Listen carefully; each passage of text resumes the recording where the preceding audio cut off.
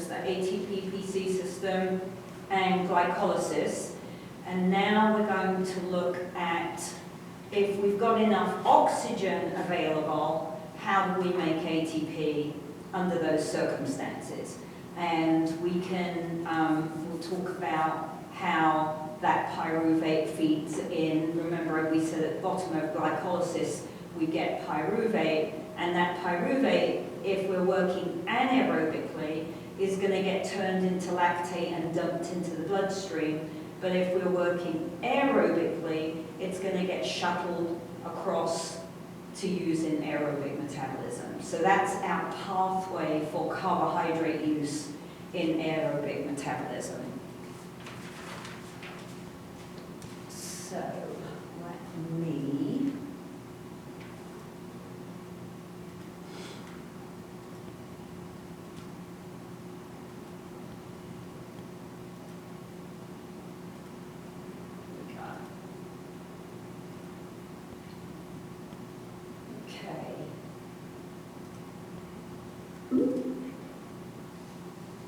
So our learning objectives, so, I think a good way to think about looking at this when you're studying is if you look at that list and there's something on the list and you go, I have no idea what that is, then that's something that you need to really review, right?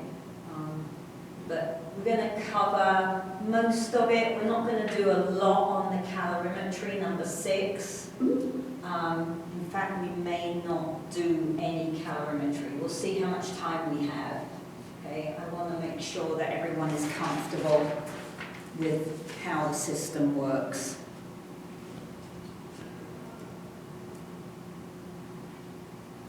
Okay, so I'm hoping that on Wednesday you were able to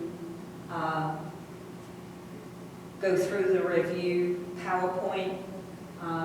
That first 25 to 30 seconds of exercise or moving is going to predominantly be using the ATP-PC system, particularly if we're changing intensities, right? So if I'm going from rest to moving, or if I'm moving and I increase the intensity of my moving, that ATP-PC kicks in, right? So 25, 30 seconds. Then, not that glycolysis and aerobic metabolism aren't working, but they're not predominant. Around 25 to 30 seconds, glycolysis becomes the predominant ATP producer, okay? And that lasts for from the 30 seconds up to 2.5 to 3 minutes. Okay?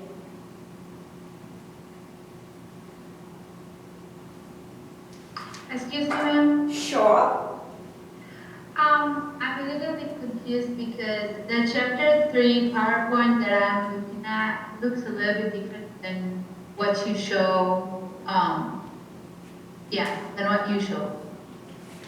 I don't think. Is it a different one or? I've just adapted it a little bit. Okay.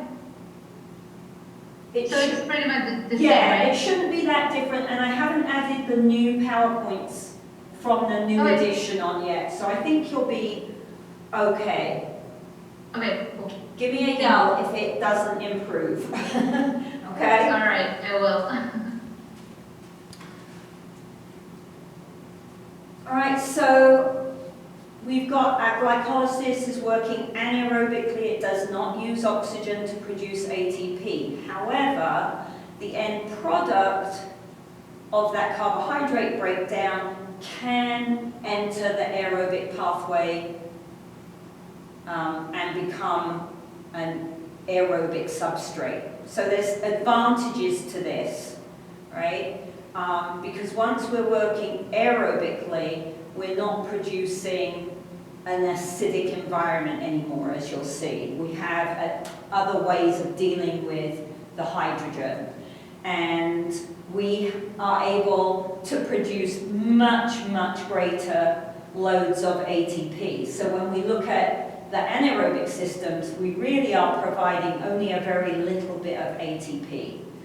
So it's a much greater amount is produced aerobically. All right, and aerobic metabolism can use other substrates as well. All right, so because we are working aerobically, what is going on here? Because we're working, there's a ghost in the room.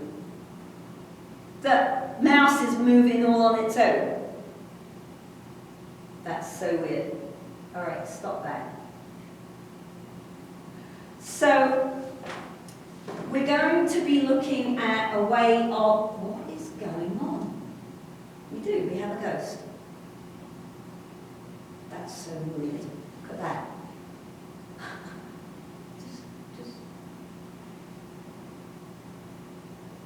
Sorry guys, I don't know what is going on here. It's very peculiar. So we're going to be looking at events that are longer than 3 minutes up to infinite time, right? So once we're over that 3-minute marker, we're going to be using predominantly aerobic metabolism. Means that we're going to be a little bit slower than we were when we were using anaerobic metabolism, because that can get at those energy bonds very quickly, and aerobic metabolism has to go through quite a few more steps to produce the ATP, so it takes longer. So that means we slow down a little bit, but we can go on and on and on and on and on for a very long time. Okay? So, in aerobic metabolism, we can use our carbohydrate that we've broken down in glycolysis and then shifted over, right? We can use fats, okay? The fats are stored as triglyceride, if you remember, and we break down triglycerides using another pathway called beta oxidation. Beta oxidation is the equivalent of glycolysis but for fats.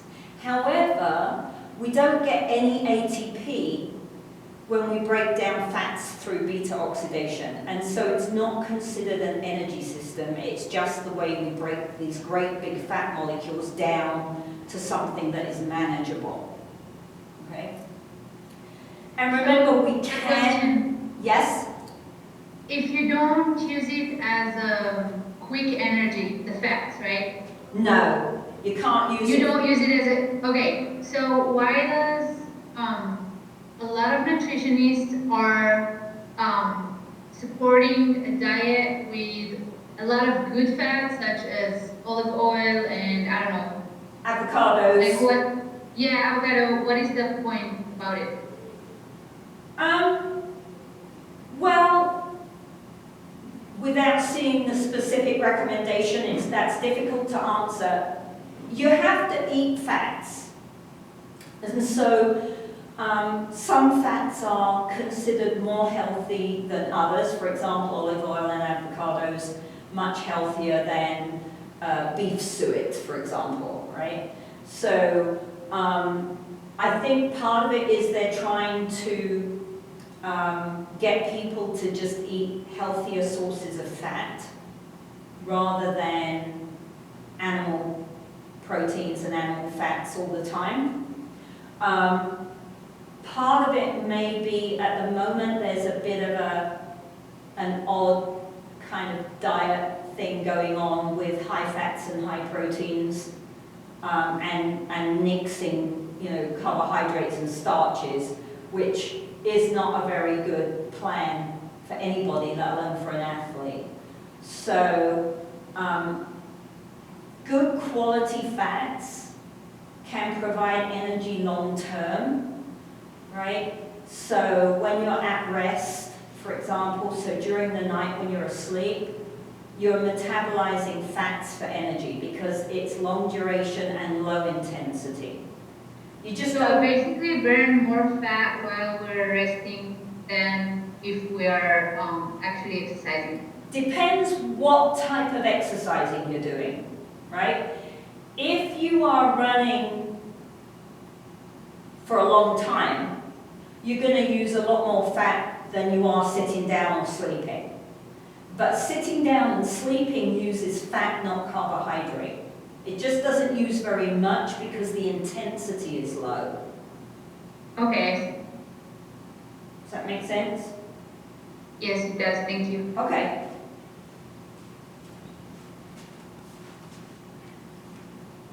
So the anaerobic energy systems are going on in the sarcoplasm, in that jelly substance in the cell, right?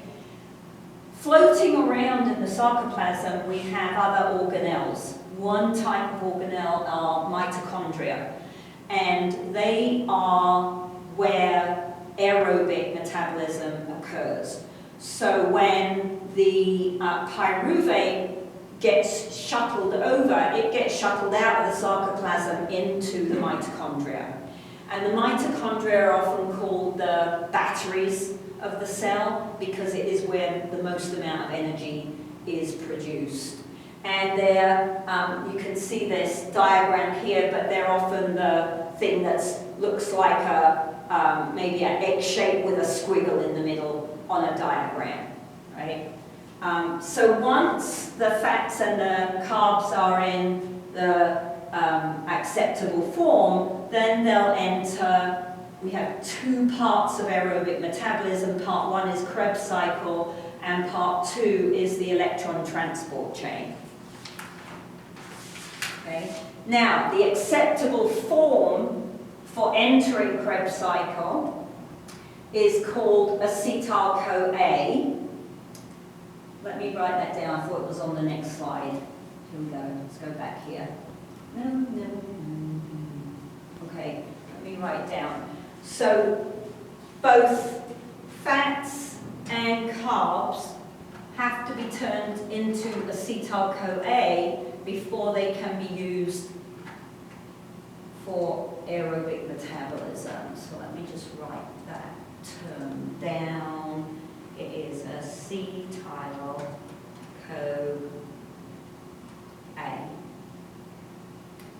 And if we were going to use proteins for energy, proteins too would have to be turned to acetyl-CoA. Acetyl-CoA is the only molecule that can enter aerobic metabolism directly.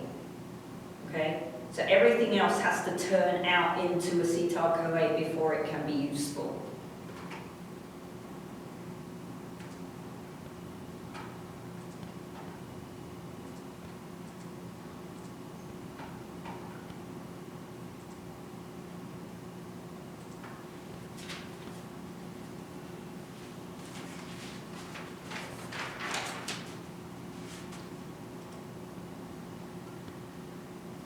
So it takes longer to get to aerobic metabolism, but there are big advantages to it once we're using it predominantly.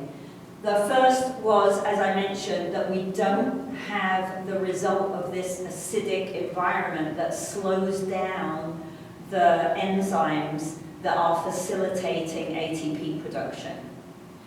Another very big advantage is that we get much more energy production from any given substrate, right? So when we break down glucose or glycogen and it ends up as an aerobic substrate, we get a lot more ATP from that than we did just in glycolysis.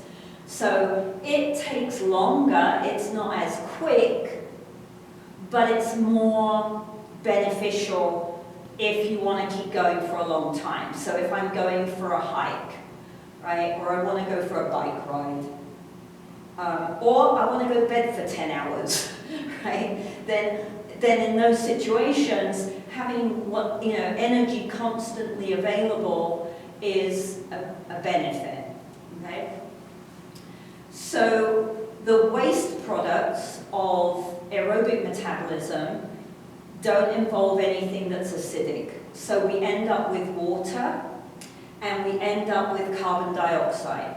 So the water we can use for other things and the carbon dioxide gets shifted into the bloodstream and then we breathe it out when we exhale.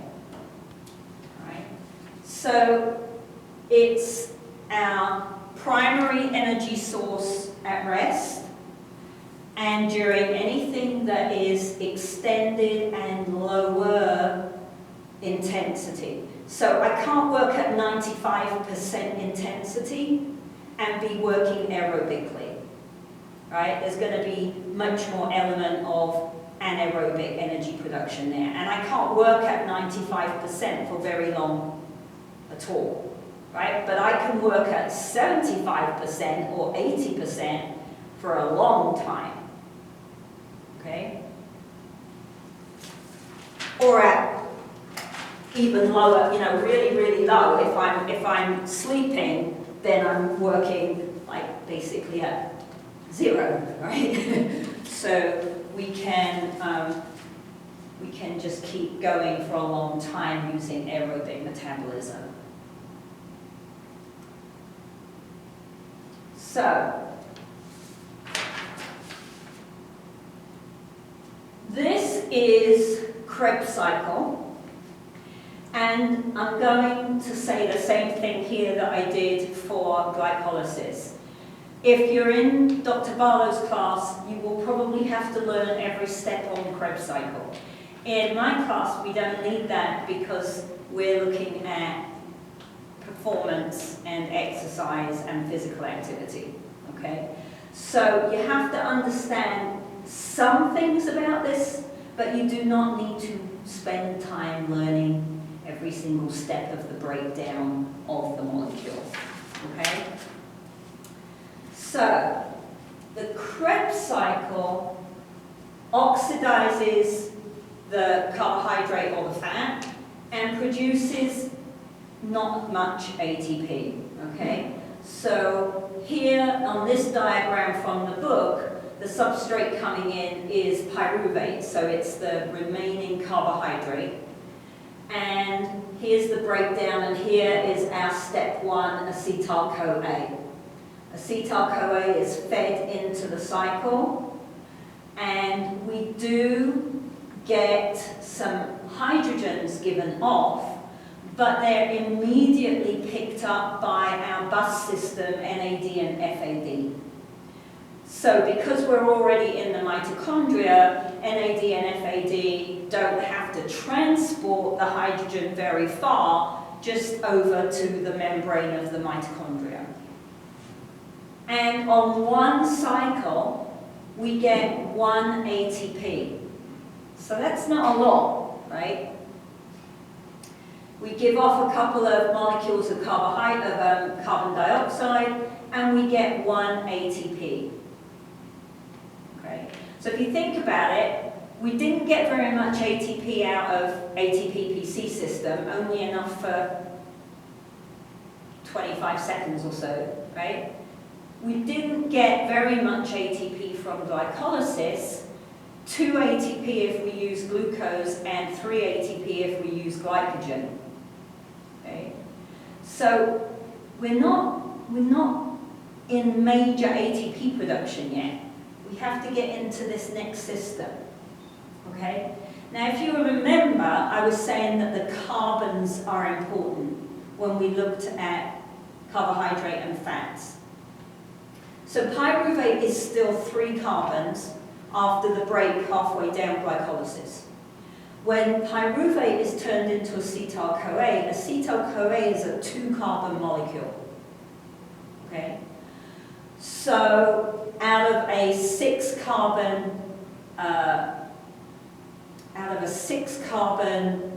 carbohydrate, I'm only going to get 2 acetyl-CoAs.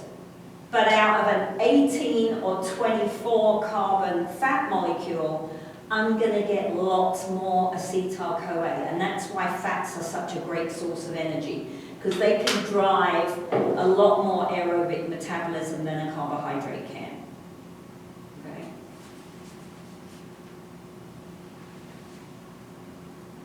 So, part 1 of aerobic metabolism is still not really producing very much ATP at all. Okay? So the key is the final stage, electron transport chain. Okay? Okay? The electron transport chain is responsible for producing the majority of ATP. Right? We get the absolute most amount of ATP out of the electron transport chain. Okay. So, let me draw you a simplified electron transport chain.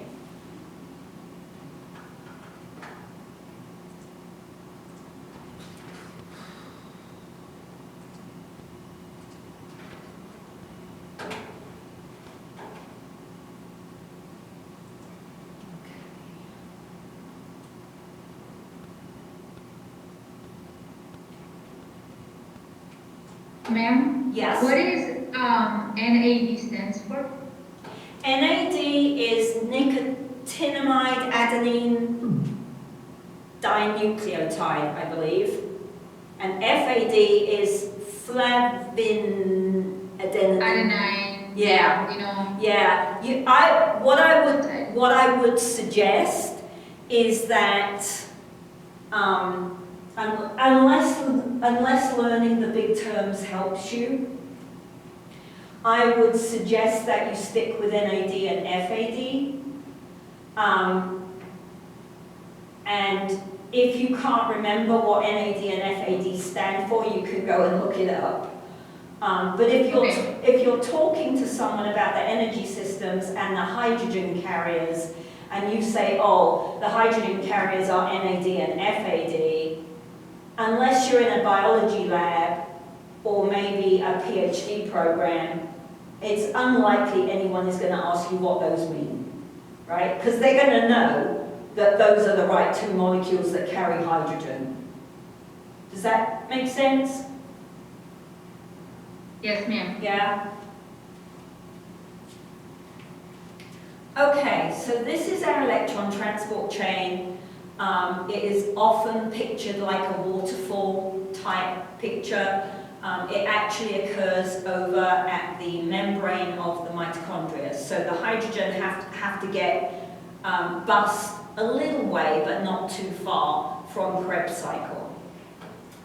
All right, and so we're going to simplify this a lot. Again, because of the population we are, I don't think we have to get into the really detailed chemistry of the electron transport chain.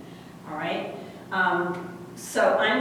There is some more detail in the chapter if you want to go that deep, but this is the level that I'm interested in that I'm showing you now. Okay? So we are going to assume that our NAD bus comes to the top of the waterfall and it drops off hydrogen. Okay? And that hydrogen travels down the waterfall, and as it travels down the waterfall, we get ATP production, a lot of ATP production, right?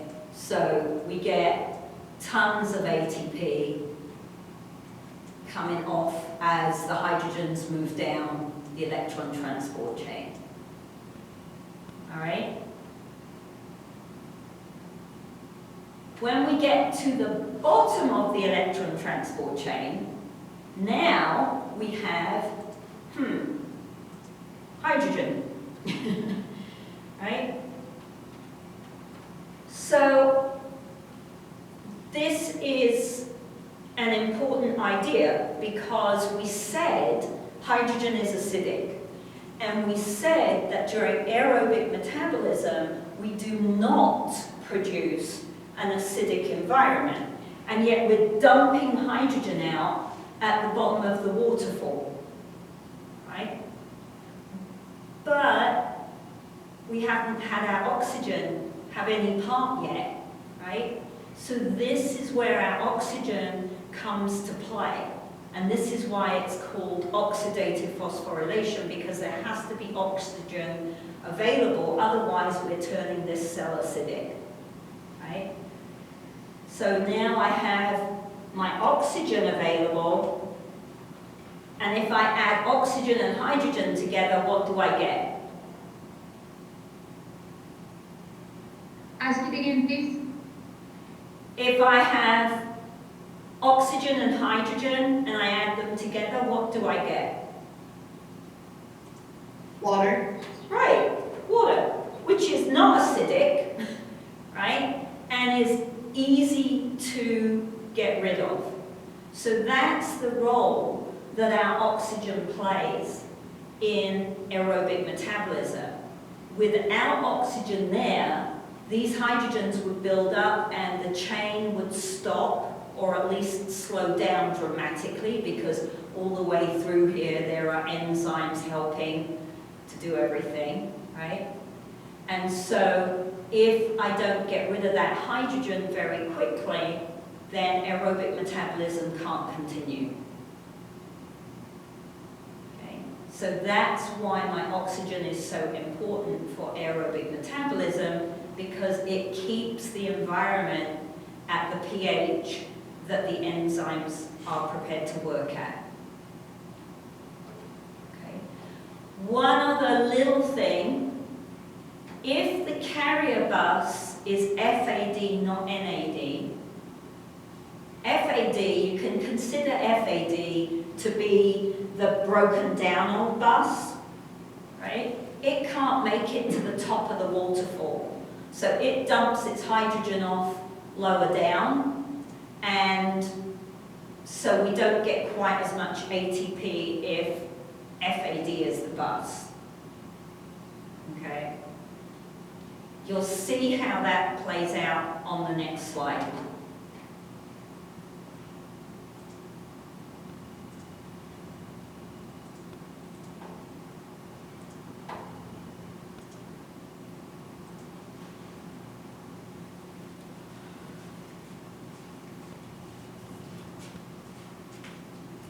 Right, so we have to have that oxygen.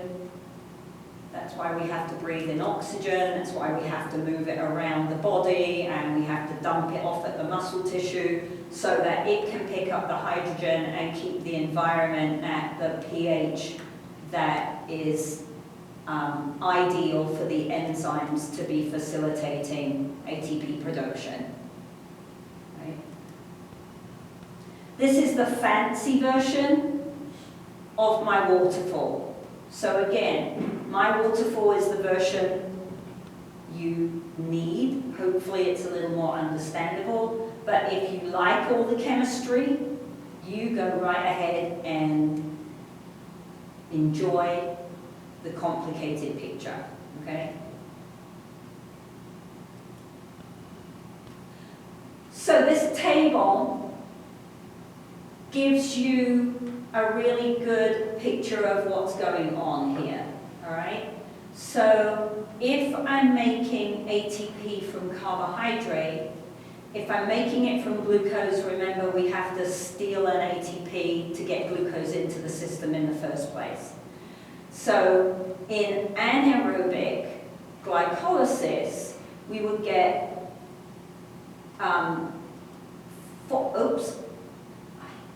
we would get our 2, and if we've got then some NAD picking up the hydrogens, that gets us up to 5. Okay. And then we make a little more, and so the guesstimate for ATP production from one molecule of glucose, if I'm working aerobically, would be 32 molecules of ATP. Right? If I'm working with glycogen, then we have 33 because we didn't use that first one to get glycogen into the system. All right? These numbers change every now and then. Like when I was in school, I think it was 30 and 32. But as we learn more about metabolism, those numbers might change a little bit. The key is it's not very much, right? So the benefits of carbohydrate are that it's a small molecule, it's relatively easy to break down and access the energy bonds that are in the carbohydrate. okay? So it's very useful in the short term, but we're not getting very much ATP from every molecule of carbohydrate, really. Okay. So when we use carbs for exercise, we're only going to use them for a little while. Okay? And we've got carbs, we can take the glucose from the bloodstream, and remember that we're storing glycogen in the muscle tissue, so it's right there for glycolysis to use. Okay. So when we are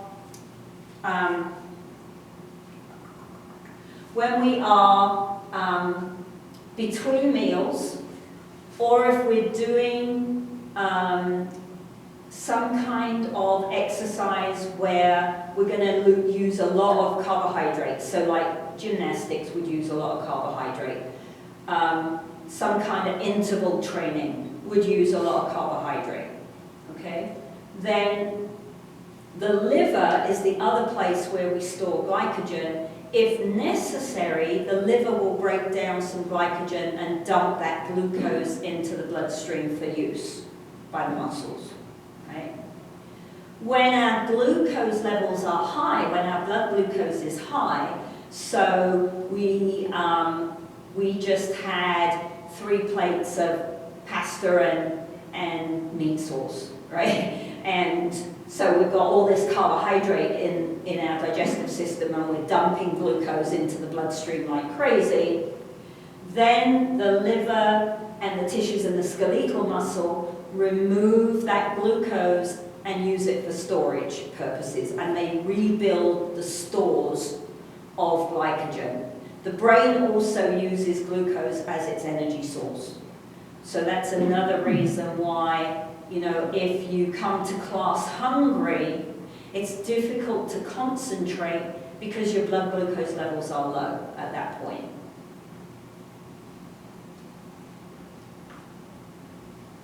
Right?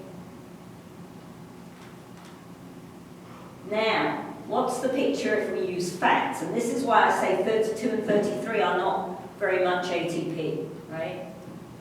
If we look at metabolizing, and in this example, they only used a 16-carbon fatty acid, right? So this isn't even a big fatty acid, because they can be 24, 26, right?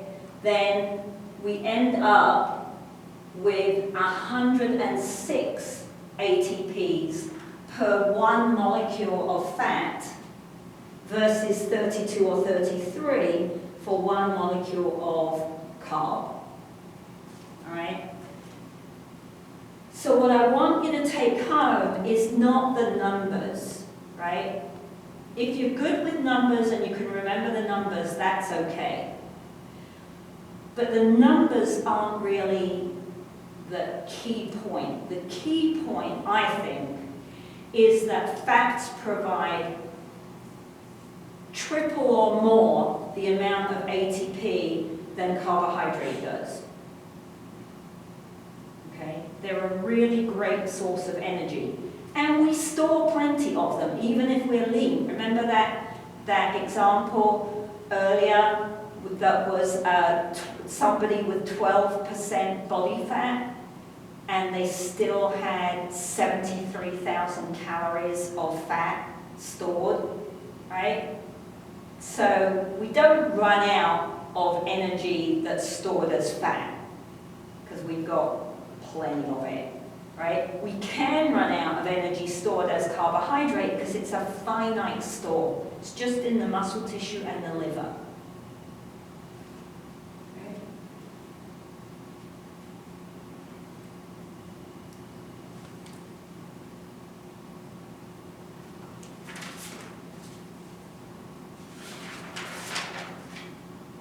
So, the fatty acid chain has much more carbon, so it can produce many more acetyl-CoAs, and the acetyl-CoA gets fed into Krebs cycle, and then the hydrogens go to the electron transport chain, and that's where we get tons of ATP made.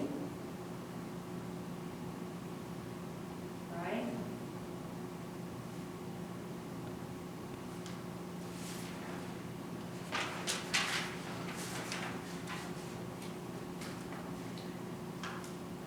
Okay, so this diagram in the chapter is really interesting, I think, because in certain magazines or certain blogs and things like that, we hear silly things said like, oh, I can eat protein because it's protein and so it can't turn into fat, right? Or I can eat carbs because they're carbs and they can't turn into fat, okay? That's nonsense, all right? It's nonsense. So, and this is the diagram that tries to give you a visual of how that can occur, all right? So, lipase is the enzyme that facilitates breaking down triglyceride, stored fat, into fatty acids and glycerol. And the fatty acids are then turned into acetyl-CoA, and we use that for Krebs cycle. Okay? So, if we look at carbohydrate, here's our carbohydrate represented by glucose and pyruvate, right? Glucose can be turned into pyruvate. Pyruvate can be turned into lactate, which can be then recycled back to glucose. All right? And pyruvate then gets turned into acetyl-CoA and used for aerobic metabolism. Right? But watch where these arrows go. If I have too much glucose, it can be turned into glycerol and eventually pick up fatty acids in the bloodstream and get stored as fats. Right? If I have too much protein, so my protein does have a direct link and can be turned into pyruvate, which can then be stored as triglyceride, right? Or we can use amino acids for energy if we need to. So what this diagram is trying to show you with the double-ended arrows is that too much protein or too much carbohydrate can still get stored as fat, as triglyceride. Right? Excess calories that are not used will get laid down as adipose tissue. Well, at the end of the day, it's like a simple equation, right? If you consume more calories than what you use, then it will turn into fat, right? Yes. Yeah. It will, but not everybody believes that, right? And that's why I like to show you this picture, because some people say, well, it's okay if the extra calories are protein, because protein can't be laid down as fat. Oh, yes, it can. Right? But maybe people think that because it takes more energy to break it down and then, no? Possibly. I think. But it's still like as long as you consume more calories, then it's gonna turn into fat sooner or later, right? Yes. Yeah. That's the simple picture. Yes. Our seesaw, our energy balance seesaw. If we consume more calories than we put out, then we will put on fat mass. Unless we're specifically trained, like I can consume more calories and do a certain training program that is geared to growing muscle mass, and those calories might grow me some muscle, but that isn't the typical picture for most people. That's a very specific situation, right, where someone is trying to gain muscle mass. So, yeah, there's just a lot of myths around in the diet world about what can and can't happen with the calories that you eat.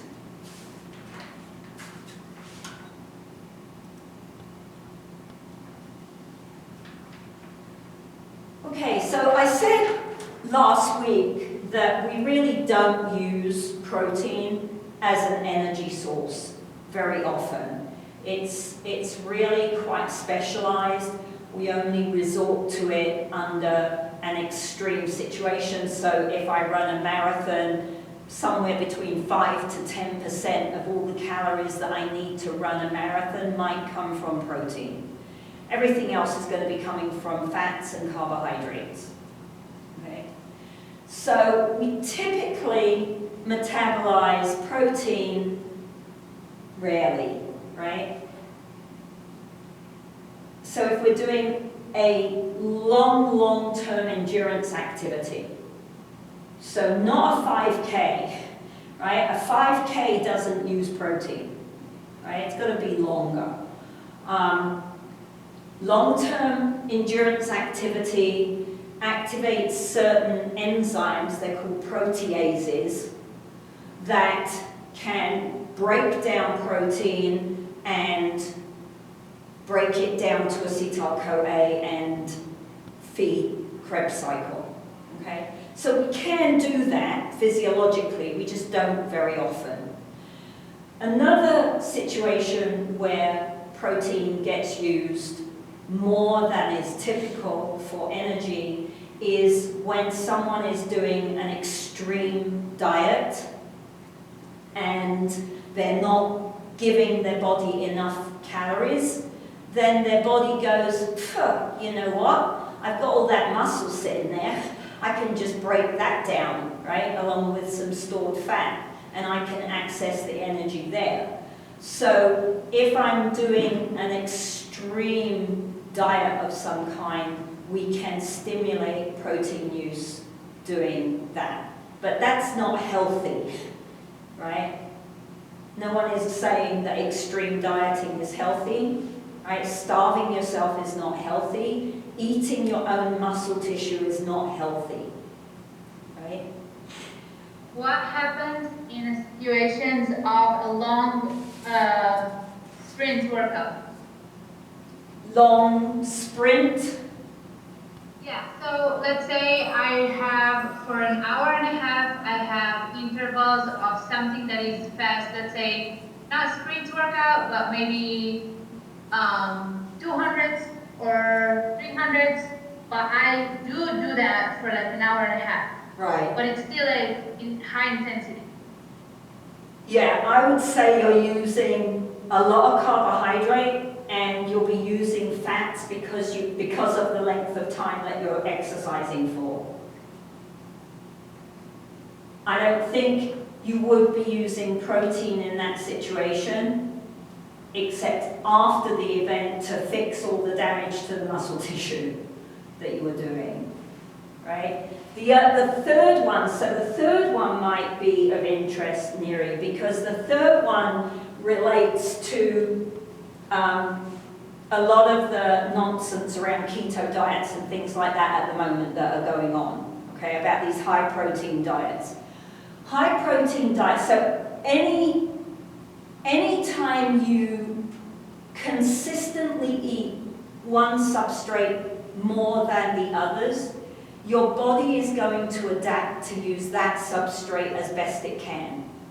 So it doesn't matter whether it's a high-fat diet, a high-protein diet, or a high-carbohydrate diet, your body will adapt to use more of that substrate than normal, right? Well, that's okay most of the time if it's a high-carbohydrate diet, especially if you're active on a regular basis, right?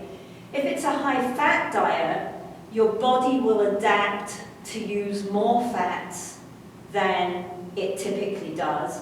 It'll start to break the fats down earlier than it typically does, and you'll get more of your energy from your consumed fat than from your carbs. But you don't only use fat for energy. It doesn't matter how much fat you eat. Your body is never going to adapt to use 100% fat source for energy. That's not going to happen. And the same with protein, right? But given that we use so little protein for energy, you have to eat a lot of protein to stimulate protein synthesis for energy use. So, if I eat a high protein diet, will I start to use more protein for energy? Yes. Will I create most of my energy from protein? No. Right? And there are a lot of negative impacts of high protein diets on your kidneys and other systems. So high protein diets aren't healthy. The keto diet was never intended for the regular population. The keto diet was created for severely obese people who are under a nutritionist and under the watch of a doctor on a regular basis, for a short-term period only. Right? The keto diet is not meant to be a lifestyle. It was never intended for that. It isn't healthy, right, to eat that much protein. So,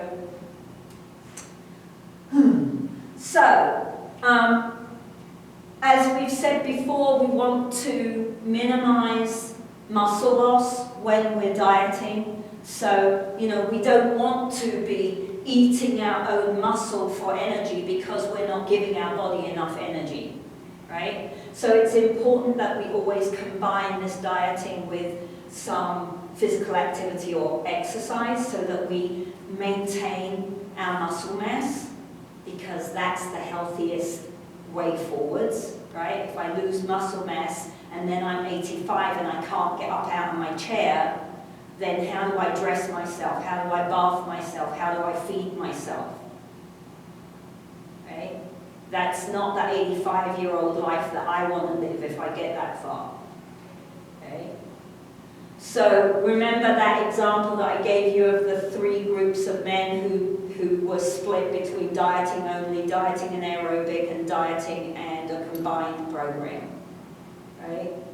Dieting with a combined program produces the most fat loss and the most muscle maintenance. Okay?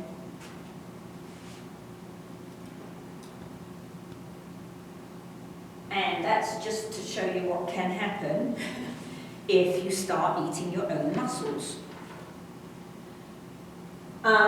So caveat, I did get this picture from the internet, so it's possible that the photo was photoshopped. However, many models develop anorexia, as do quite a few athletes and actresses and musicians. Anybody who has to be in front of a camera or in front of people on a regular basis are at risk for eating disorders. And so what I found interesting about this picture when we're looking at extreme dieting is you can see how little muscle mass this woman has on her skeleton, right? Because if the picture is true, she's probably eating 500 calories a day or less. Right? Well, your body's just not going to tolerate that. It's not going to let you kill yourself until it can't. Where is the photo? Sorry? Where is the picture that we're looking at? The model, can you see the model? Did that not come up for you guys? Hold on. Oh, now yeah. Now can I see? Yeah. Okay. Got it now? Right? So in this situation, you can see she's basically a skeleton with very little other body fat or muscle mass.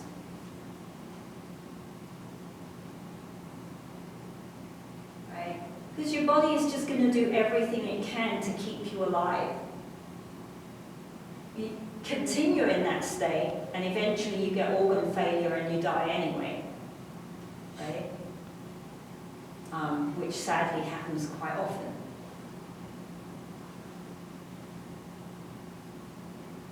But your body's not going to just sit back and go, oh, you're not feeding me, okay.